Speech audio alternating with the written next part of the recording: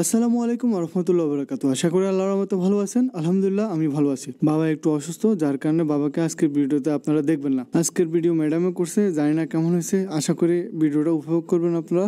সোনালী মুরগিগুলোকে আজকে রোদে দেওয়া হলো, অনেকদিন হয়েছে এদেরকে বাইর করা হয় না, আর এরা মোটামুটি ডিম পাড়তেছে সবাই আলহামদুলিল্লাহ। আমার টার্কিগুলারাও ছেড়ে দেওয়া হয়েছে, আর এখান দিয়ে আমার ব্রাহ্মা সেটটারও ছেড়ে দেওয়া হয়েছে। এগুলা 3 মাস বয়সের। তো এখানে একটা মেল, 2টা ফিমেল। যেহেতু আজকে রোদ উঠছে, এই কারণে আমরা আজকে খামারের যতগুলা মুরগি আছে সবগুলা তো বাইর করা সম্ভব না, আস্তে আস্তে করে যেগুলো আমরা বাইর করি না, ফাইটার এগুলো একটু অ্যাগ্রেসিভ, তো এগুলো কম বাইর করা হয়। তো আজকে এগুলো বাইর করা হয়েছে। এখানে আমার ফাইটারের প্যারেন্টস, আর এখানে কিছু ফাইটারের বাচ্চা আছে। আলহামদুলিল্লাহ এদের বয়স তেমন বেশি হয় না, 2-2.5 মাসের মতো হয়েছে সম্ভবত। যতক্ষণ রোদ আছে ততক্ষণ এরা ছাড়াই থাকবো, পরে আস্তে ঘরে নিয়ে যাবো। আমাদের গিনিপিক গুলো তো আগে লোহার খাঁচার মধ্যে থাকতো, কিন্তু আলহামদুলিল্লাহ এরা এখন অনেক বড় হয়ে গেছে, সদস্য সংখ্যা এদের বাড়ছে। এই কারণে ওই লোহার খাঁচার মধ্যে এখন আর এরা জায়গা হয় না। এই কারণে আমরা চিন্তা করলাম এদের একটা বাসস্থান রেডি করতে হবে। তো একটা রুমের মধ্যে আপাতত এদেরকে এভাবে দিয়ে দিছি, একটা 5 দিছি, আর মাঝখানে খাবার ব্যবস্থা করছি। আমাদের মিনি এদেরকে দেখা ভাবছিল যে ইঁদুর, তো আশির চেষ্টা করছে ধরার জন্য, পরে আশি দেখে না, মানে গ্র্যান্ড ট্রান নিয়ে দেখতেছে এটা ইঁদুর না। পরে এদের সাথে কতক্ষণ খেলাধুলা করে আবার চলে গেছে।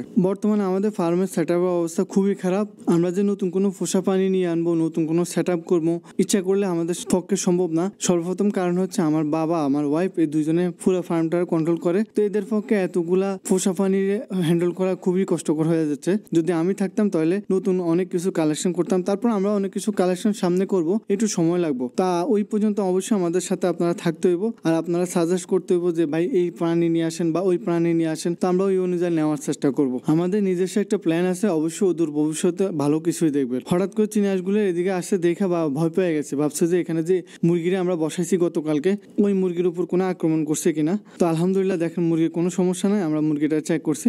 আর এখনো মুরগির ক্যান্ডেলিং এর সময় হয়নি, আরো 3 থেকে 4 দিন সময় লাগবে। 3 থেকে 4 দিন পরে আমরা এই মুরগির ডিম ক্যান্ডেলিং করবো, দেখবো কয়টা ফার্টেল হয়েছে। ছোট ছোট বাচ্চা যেগুলো আছে, ব্রাহ্মার বাচ্চা, সিল্কি, কুচিন, ওগুলো আলহামদুলিল্লাহ ভালো আছে। এখানে বিকাল বেলা হয়েছে, তো ওই সাথে যে চীনা হাঁসের বাচ্চাগুলো আছে ওগুলার খাবার সময় হয়ে গেছে, তাদেরকে খাবার দিয়ে দিছি। আলহামদুলিল্লাহ তারা খাবার খাইতেছে। তো দোয়া করবেন আমার এই হাঁসগুলা যাতে সুস্থ থাকে।